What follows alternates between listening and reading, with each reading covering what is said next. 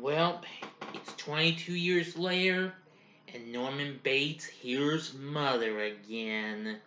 So get ready for a review of Psycho 2 right now. Bad Days! Entertainment Rankings and Reviews. Greetings, my fellow YouTubers, and welcome to Big D's Entertainment Rankings and Reviews. My name is Doyle, better known to you as the Big D, and this time around I bring to you a review of the 1983 American slasher sequel Psycho 2, released by Universal and directed by Richard Franklin, starring Anthony Perkins, Vera Miles, Robert Loggia, and Meg Tilly. The first sequel to Mr. Alfred Hitchcock, yeah, you Hitchcock. Well, sorry about that. Anyway, his 1960 classic and the second film in the franchise. Now, this was released in '83, but the film is set 22 years after the first film. Anyway, Norman Bates is released from the mental institution, returns to the house and the Bates Motel to continue a normal life, but his troubled past continues to haunt him. Anyway, this is unrelated to the novel of the same name by Robert Bloch, which he wrote as a sequel to his original novel, the first one.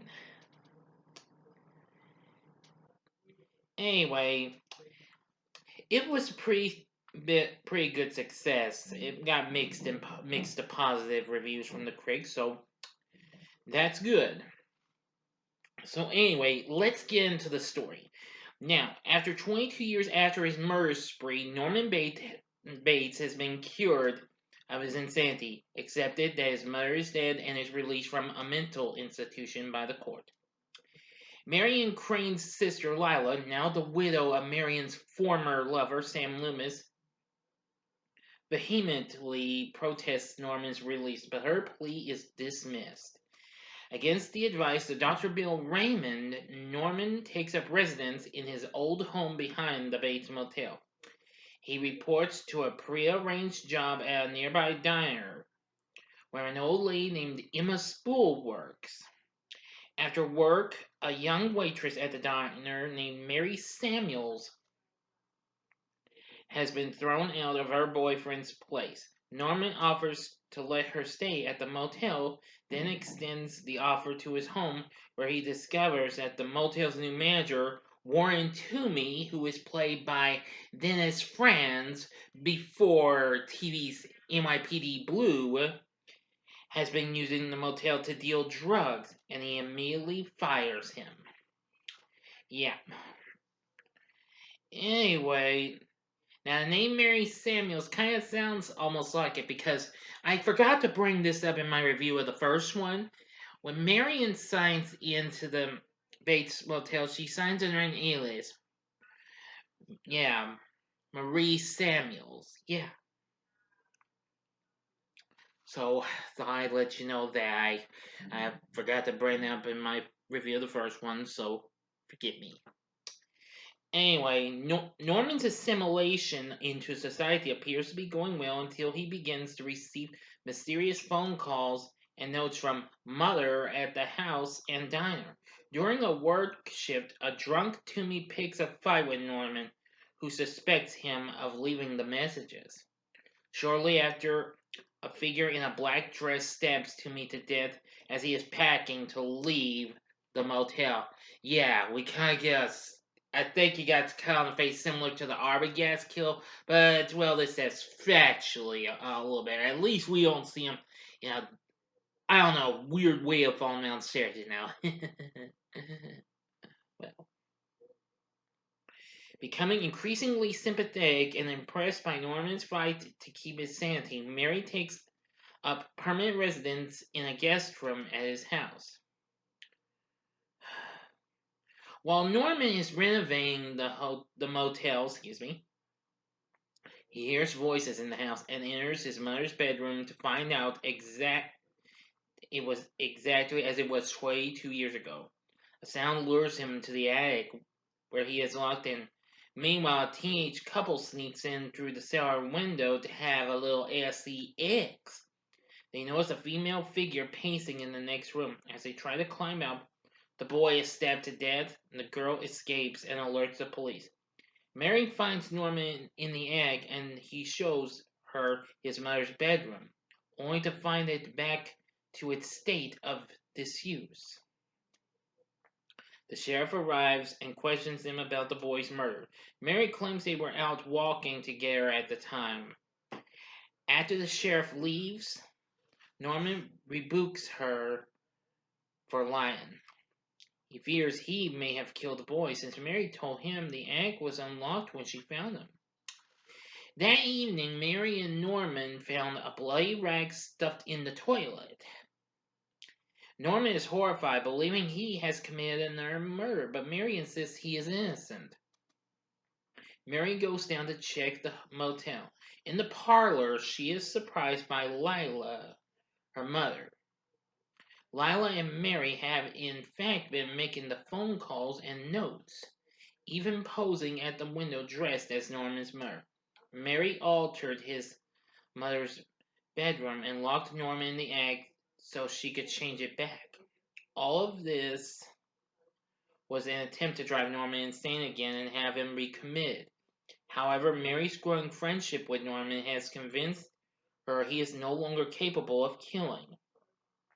She suspects someone else is in the house, pointing out that Norman was locked in the attic at the time of the boy's death. Now, Dr. Raymond discovers Mary's identity as Lila's daughter and tells Norman that the two of them must be the ones harassing him.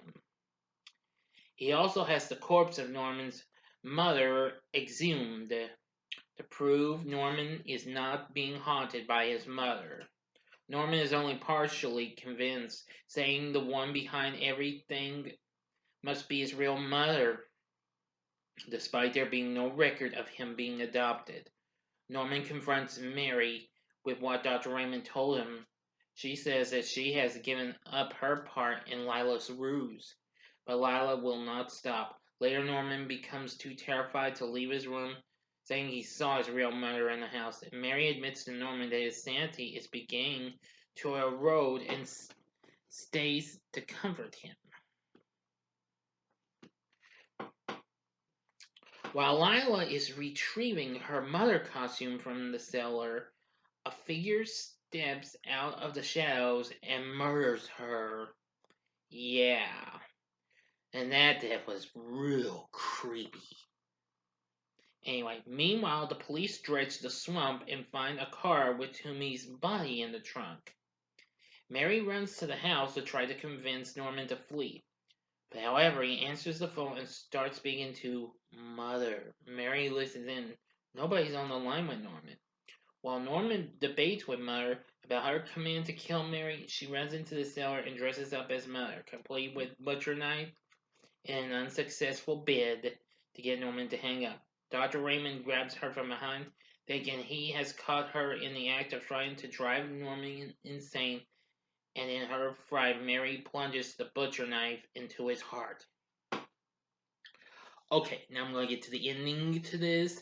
You have 5 seconds to stop this video. Go to the description box below and fast forward to the time below in order to avoid ending spoilers. Okay, thank you for your understanding. Here we go.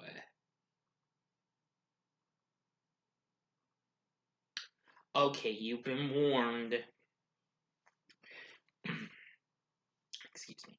Confronted by the Saya mother standing over Dr. Raymond's bloody corpse, Norman's sanity finally snaps and he advances upon Mary babbling. Mary backs into the fruit cellar and stumbles upon Lila's body, buried in a pile of coal. Assuming Norman is responsible, Mary raises her knife to kill him but is shot dead by the incoming police. The ensuing investigation is inconclusive, but in light of an overheard argument between Mary and Lila, Mary's attempt to kill Norman, and her dressing as his mother, the police determine Mary most likely committed all the murders.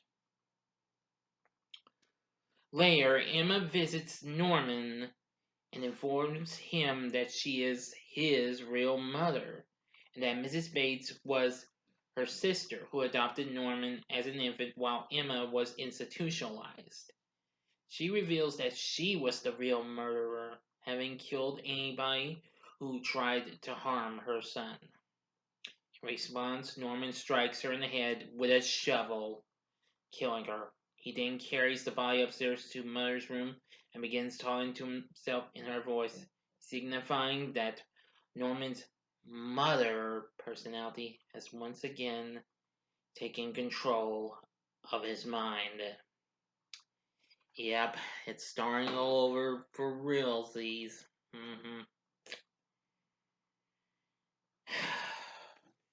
And that's that, my friends. End of story. Excuse me, everyone.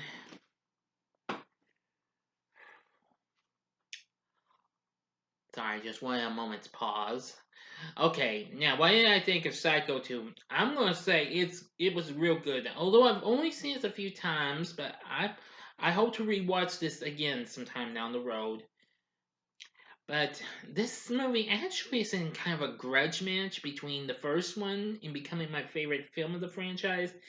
There is a possibility it's my takeover because after all, I really liked how this story went, and again, Anthony Perkins absolutely does a great job as Norman Bates. Vera Miles was good. Robert Loggia was good as Dr. Raymond. Let's see. Yeah, the cast wasn't too bad. But anyway, yeah. I tell you,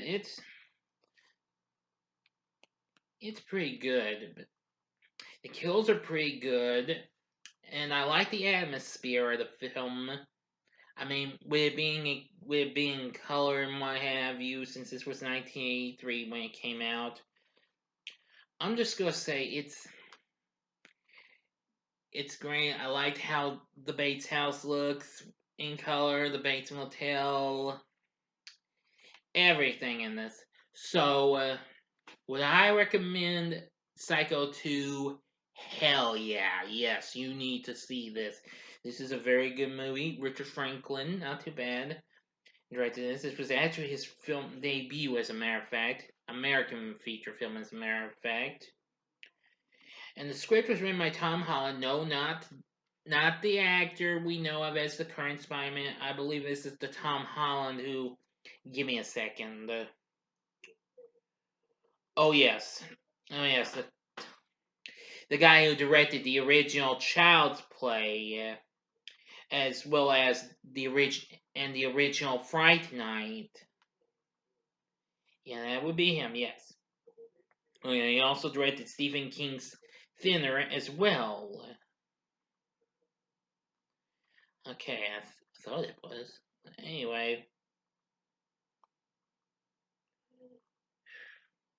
and Jerry Goldsmith composed the score for this. So, and of course, if a lot of y'all know that I really like Mr. Goldsmith's music and what have you. He's one of my favorite composers, even though he's been dead for years and what have you. But really good.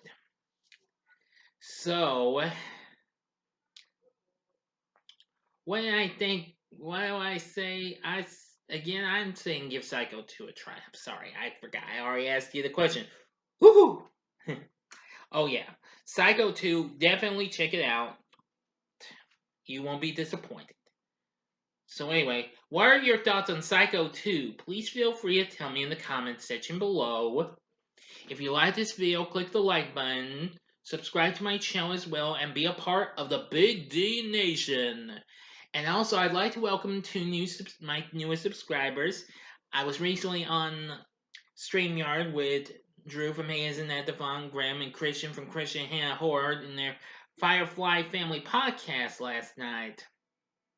Sure was nice on them. Anyway, I got 2 new subscribers. One's Phil's Creepy Veals, which I subbed to him a few months ago, and the other being Lost Cunningham, I believe that's his name. Yeah, because I see he's got lots of horror books and stuff like that. It's pretty cool. I'll try and look into your vids, and if you're watching this, you'll be happy to know I subbed to you. So just want to let y'all know that. But anyway, thank you for watching. Join me again next time when I review Psycho 3. Now, if you like this video, check out these other cool slashers. I thought I'd put some of these great slashers. In the upper left-hand corner is my review of another good slasher with some good suspense. That being Friday the 13th Part 2, which came out a couple of years before this. The upper right-hand corner is my review of a pretty underrated one, but still a pretty fun-filled one. Sleepaway Camp 2. I thought I'd put that up since that's got so much fun and what have you. And in the bottom left-hand corner is my review of the original Psycho. In the bottom right-hand corner is the button you can click to subscribe. With 2 new subscribers, I'm now at the 226. Thank you very much. Keep it up, everyone. So until next time, I'm the Big D saying see ya.